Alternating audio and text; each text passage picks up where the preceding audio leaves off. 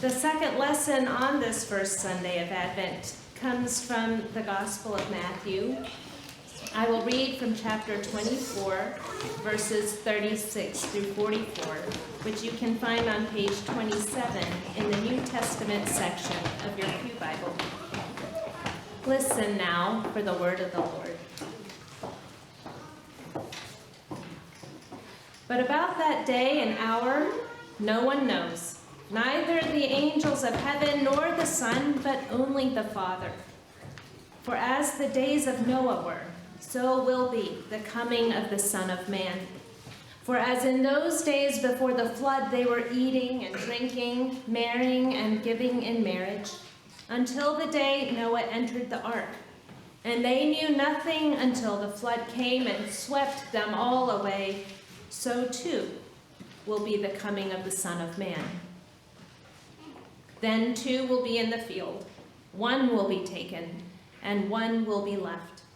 Two women will be grinding meal together, one will be taken, and one will be left. Keep awake, therefore, for you do not know on what day your Lord is coming. But understand this.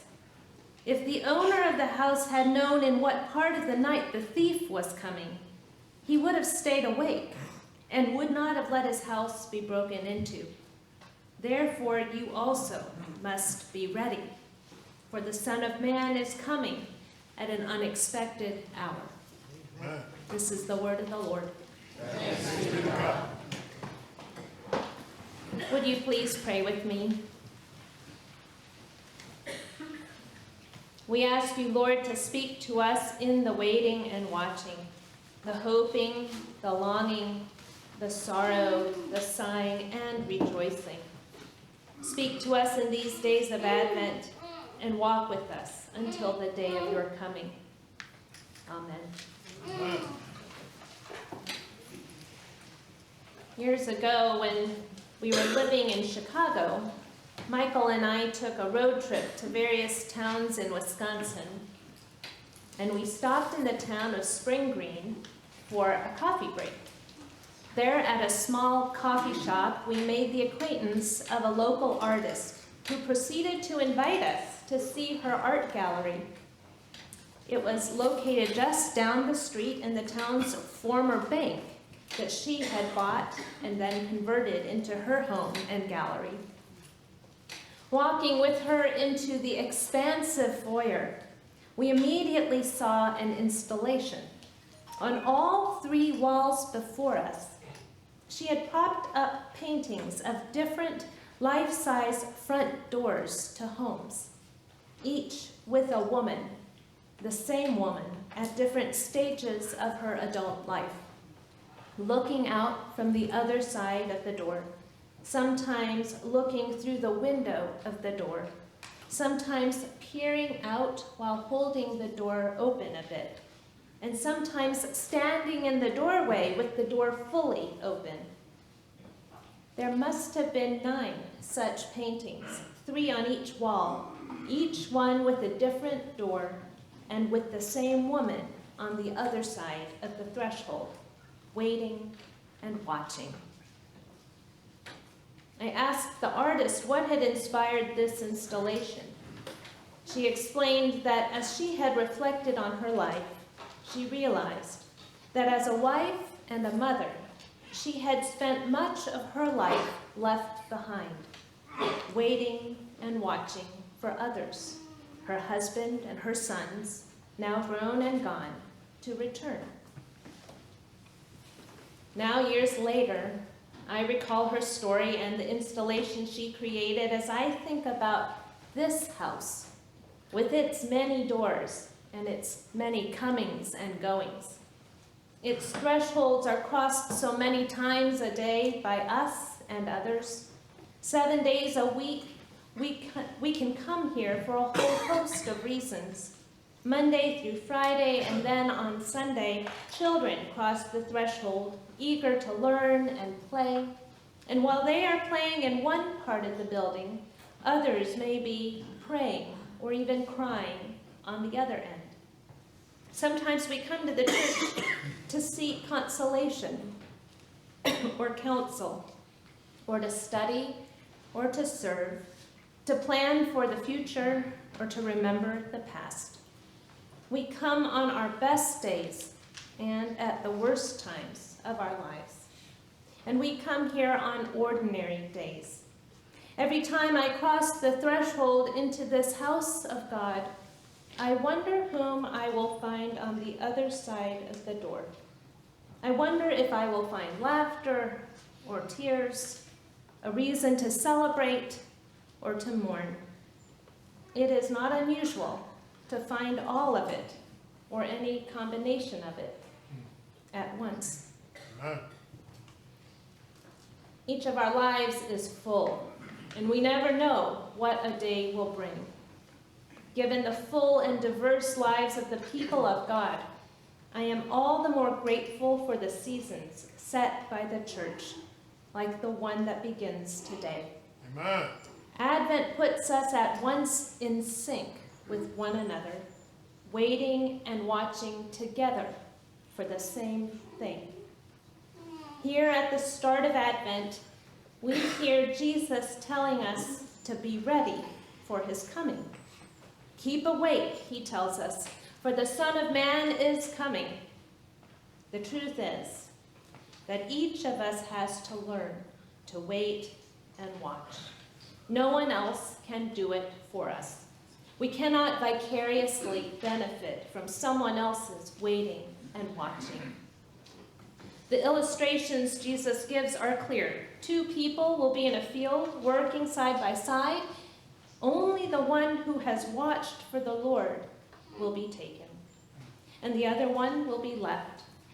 Two will be grinding a meal together. Only the one who has watched for the Lord throughout her life will be taken, and the other one will be left.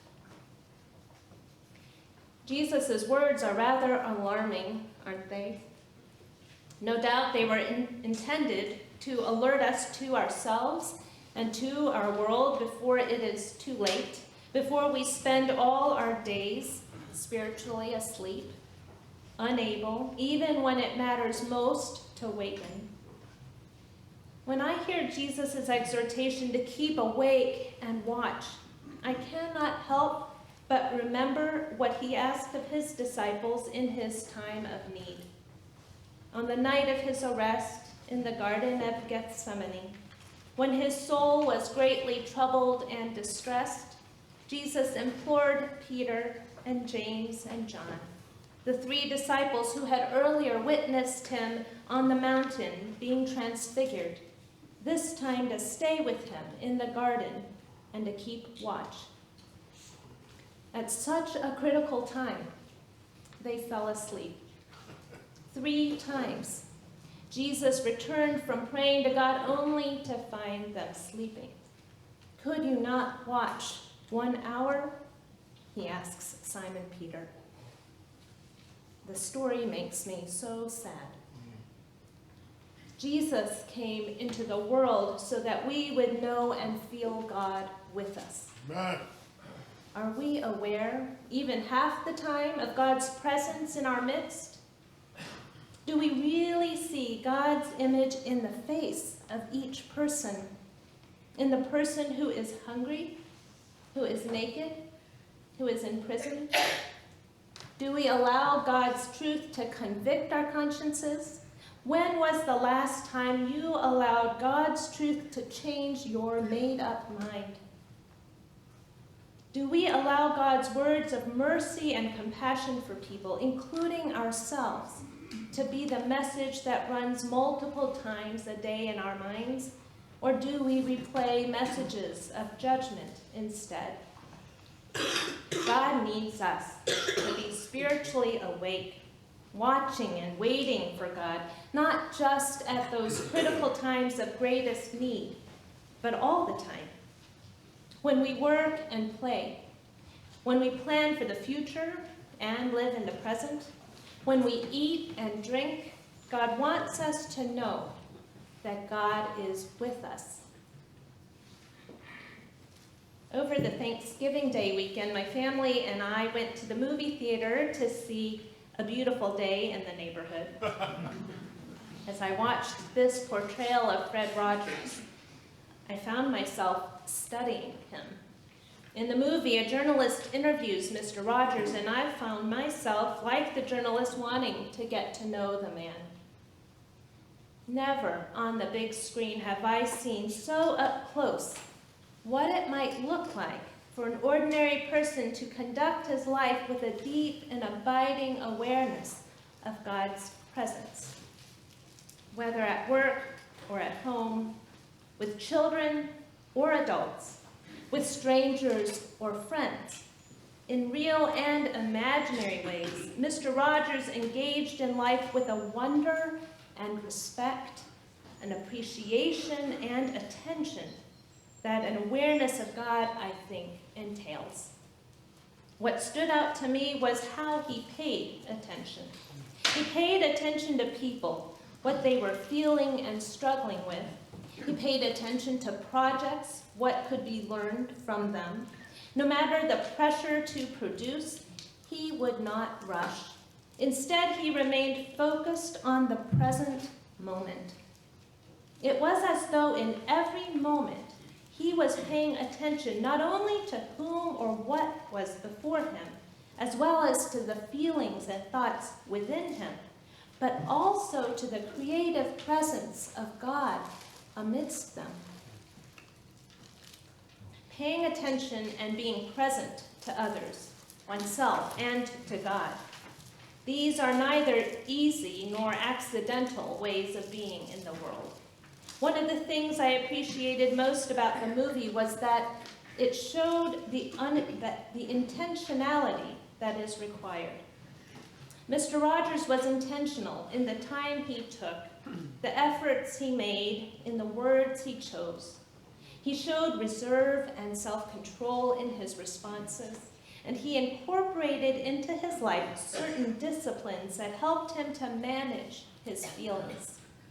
Being present to others, oneself, and to God takes time and discipline. Amen. I was so sorry to miss Anniversary Sunday last Sunday.